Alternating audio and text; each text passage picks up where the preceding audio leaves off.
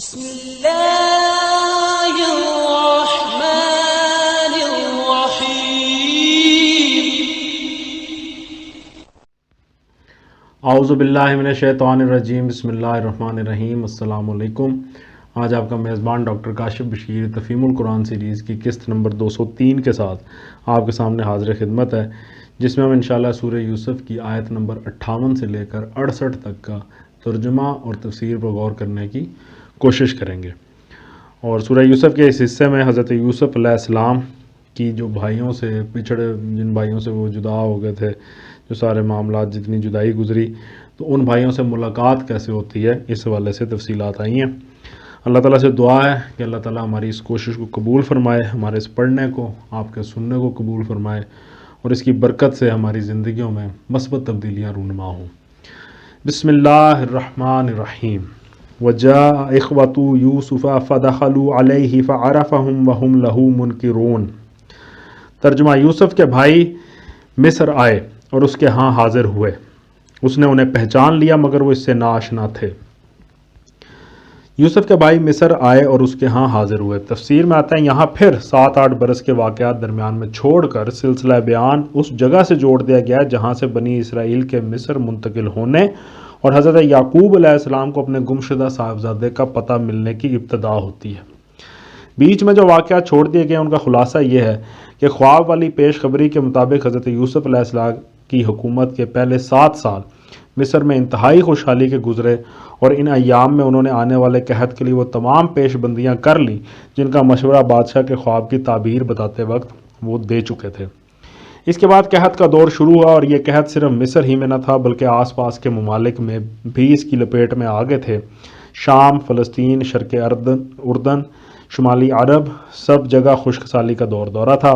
ان حالات میں حضرت یوسف علیہ السلام کے دانشمندانہ انتظام کی بدولت صرف مصر ہی وہ ملک تھا جہاں قحط کے باوجود غلے کی افراط تھی۔ اس لیے ہمسایہ ممالک کے لوگ مجبور ہوئے کہ غلہ حاصل کرنے کے لیے مصر کی طرف رجوع کریں۔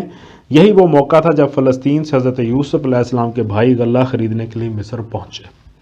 غالباً حضرت یوسف علیہ السلام نے غلے کی اس طرح ضابطہ بندی کی ہوگی کہ بیرونی ممالک میں خاص اجازت ناموں کے بغیر اور خاص مقدار سے زیادہ غلہ نہ جا سکتا ہوگا۔ اس وجہ سے جب برادران یوسف علیہ السلام نے غیر ملک سے آ کر غلہ حاصل کرنا چاہا ہوگا تو انہیں اس کے لیے خاص اجازت نامہ حاصل کرنے کی ضرورت پیش آئی ہوگی، اور اس طرح حضرت یوسف علیہ السلام کے سامنے ان کی پیشی کی نوبت آئی ہوگی۔ اس نے انہیں پہچان لیا مگر وہ اس سے ناآشنا تھے۔ تفسیر میں آتا ہے چونکہ برادران یوسف کا آپ کو نہ پہچاننا کچھ بعید از قیاس نہیں ہے۔ جس وقت انہوں نے آپ کو کنویں میں پھینکا تھا اس وقت آپ صرف 17 سال کے لڑکے تھے، اور اب آپ کی عمر 38 سال کے لگ بھگ تھی۔ اتنی طویل مدت آدمی کو بہت کچھ بدل دیتی ہے۔ پھر یہ تو ان کے وہم و گمان میں بھی نہ تھا کہ جس بھائی کو وہ کنویں میں پھینک گئے تھے وہ آج مصر کا مختار مطلق ہوگا۔ وَلَمَّا جَهَّزَهُم بِجَهَازِهِمْ قَالَ ائْتُونِي بِأَخٍ لَكُم مِّنْ أَبِيكُمْ أَلَا تَرَوْنَ أَنِّي أُوفِي الْكَيْلَ وَأَنَا خَيْرُ الْمُنزِلِينَ۔ ترجمہ: پھر جب اس نے ان کا سامان تیار کروا دیا تو چلتے وقت ان سے کہا، اپنے سوتیلے بھائی کو میرے پاس لانا۔ دیکھتے نہیں ہو کہ میں کس طرح پیمانہ بھر کر دیتا ہوں اور کیسا اچھا مہمان نواز ہوں۔ فَإِن لَمْ تَأْتُونِي بِهِ فَلَا كَيْلَ لَكُمْ عِندِي وَلَا تَقْرَبُونَ۔ ترجمہ: اگر تم اسے نہ لاؤ گے تو میرے پاس تمہارے لیے کوئی غلہ نہیں ہے، بلکہ تم میرے قریب بھی نہ پھٹکنا۔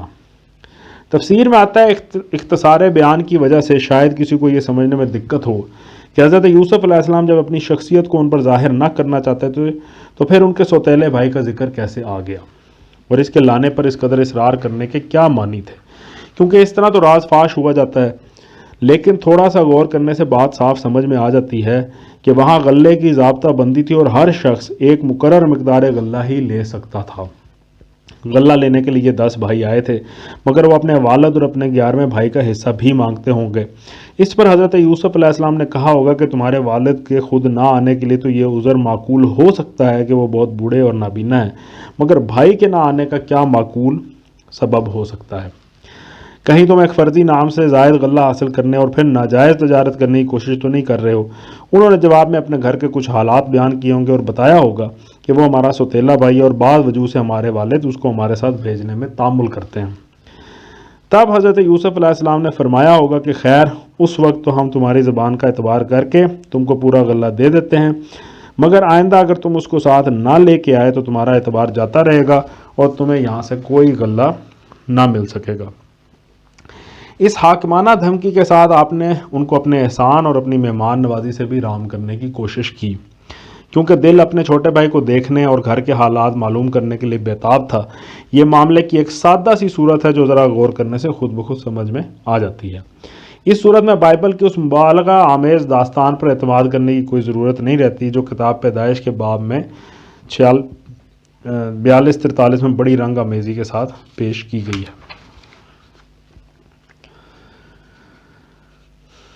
قالوا سنراود عنہ اباہ وإنا لفاعلون۔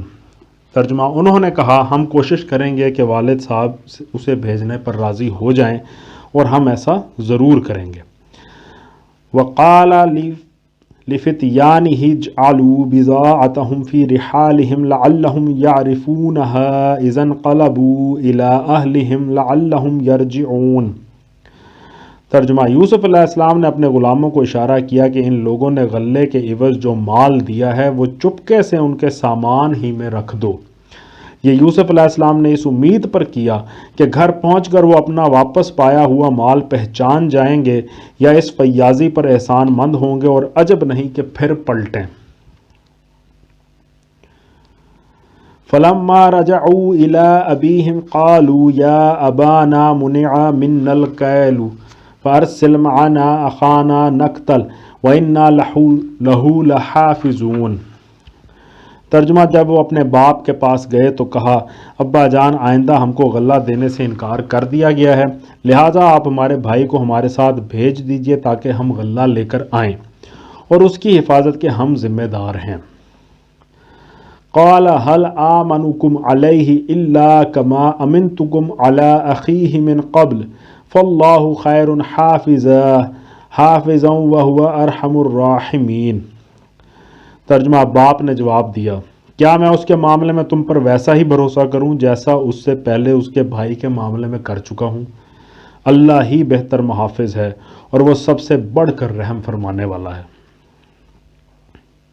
وَلَمَّا فَتَحُوا مَتَاعَهُمْ وَجَدُوا بِضَاعَتَهُمْ رُدَّتْ إِلَيْهِمْ قَالُوا يَا أَبَانَا مَا نَبْغِي هَٰذِهِ بِضَاعَتُنَا رُدَّتْ إِلَيْنَا وَنَمِيرُ أَهْلَنَا وَنَحْفَظُ أَخَانَا وَنَزْدَادُ كَيْلَ بَعِيرٍ ذَلِكَ كَيْلٌ يَسِيرٌ۔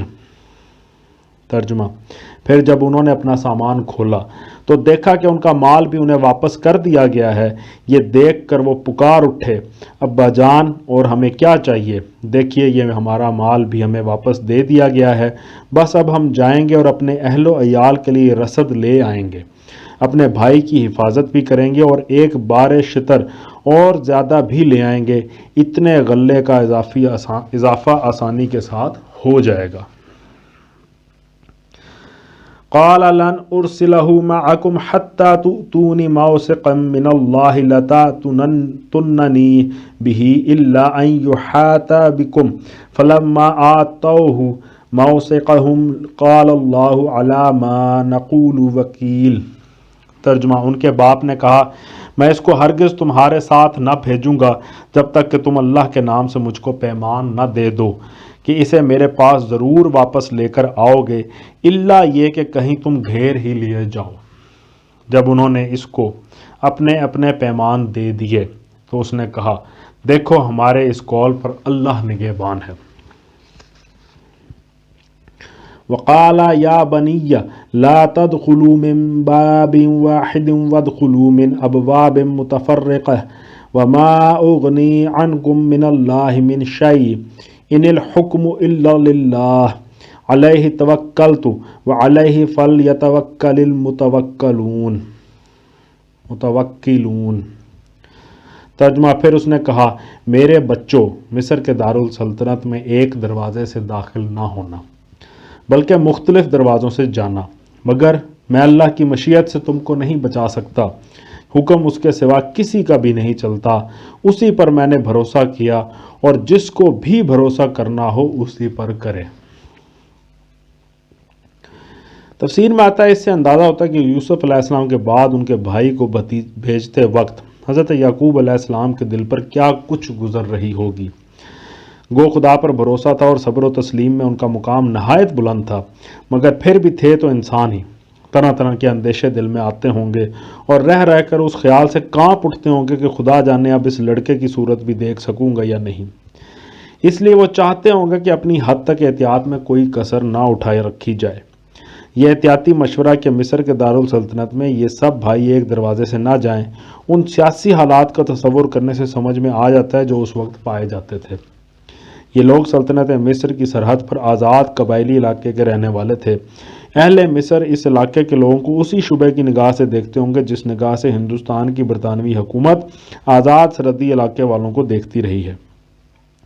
حضرت یعقوب علیہ السلام کو اندیشہ ہوا ہوگا کہ اس قحط کے زمانے میں اگر یہ لوگ ایک جتھا بنے ہوئے وہاں داخل ہوں گے تو شاید انہیں مشتبہ سمجھا جائے اور یہ گمان کیا جائے کہ یہ یہاں لوٹ مار کی غرض سے آئے ہیں۔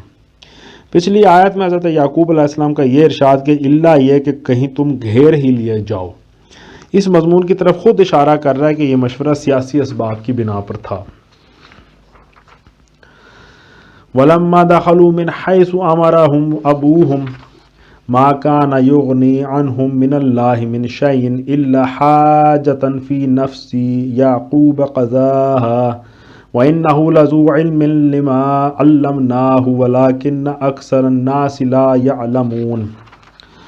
ترجمہ، اور واقعہ بھی یہی ہوا کہ جب وہ اپنے باپ کی ہدایت کے مطابق شہر میں متفرق دروازوں سے داخل ہوئے تو اس کی یہ احتیاطی تدبیر اللہ کی مشیت کے مقابل میں کچھ بھی کام نہ آ سکی۔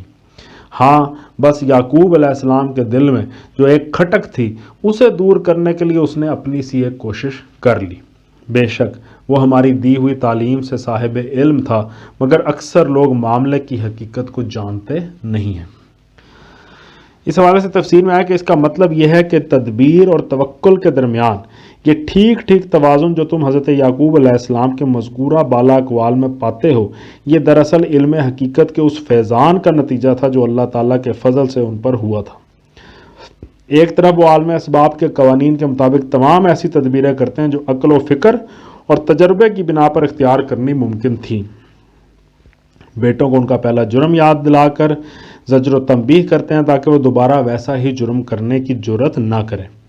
ان سے خدا کے نام پر عہد و پیمان لیتے ہیں کہ سوتیلے بھائی کی حفاظت کریں گے، اور وقت کے سیاسی حالات کو دیکھتے ہوئے جس احتیاطی تدبیر کی ضرورت محسوس ہوتی ہے اسے بھی استعمال کرنے کا حکم دیتے ہیں، تاکہ اپنی حد تک کوئی خارجی سبب بھی ایسا نہ رہنے دیا جائے جو ان لوگوں کے گھر جانے کا موجب ہو۔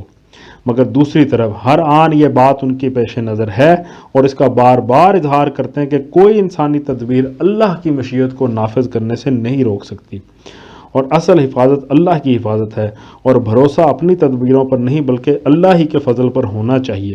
یہ صحیح توازن اپنی باتوں میں اور اپنے کاموں میں صرف وہی شخص قائم کر سکتا ہے جو حقیقت کا علم رکھتا ہو، جو یہ بھی جانتا ہو کہ حیات دنیا کے ظاہری پہلو میں اللہ کی بنائی ہوئی فطرت انسان سے کس صحیح و عمل کا تقاضا کرتی ہے، اور اس سے بھی واقف ہو کہ اس ظاہر کے پیچھے جو حقیقت نفس الامری پوشیدہ ہے اس کی بنا پر اصل کار فرما طاقت کون سی ہے، اور اس کے ہوتے ہوئے اپنی صحیح و عمل پر انسان کا بھروسہ کس قدر بے بنیاد ہے۔ یہی وہ بات ہے جس کو اکثر لوگ نہیں جانتے۔ ان میں سے جس کے ذہن پر ظاہر کا غلبہ ہوتا ہے وہ توکل سے غافل ہو کر تدبیر ہی کو سب کچھ سمجھ لیتا ہے، اور جس کے دل پر باطن چھا جاتا ہے وہ تدبیر سے بے پرواہ ہو کر نرے توکل ہی کے بل پر زندگی کی گاڑی چلانا چاہتا ہے۔ تو اس میں ایک اعتدال کی ضرورت ہے۔ صدق اللہ العلی العظیم۔ الحمدللہ آج ہم نے سورہ یوسف کی آیت نمبر 68 تک کا ترجمہ اور تفسیر پر غور کرنے کی کوشش کی ہے۔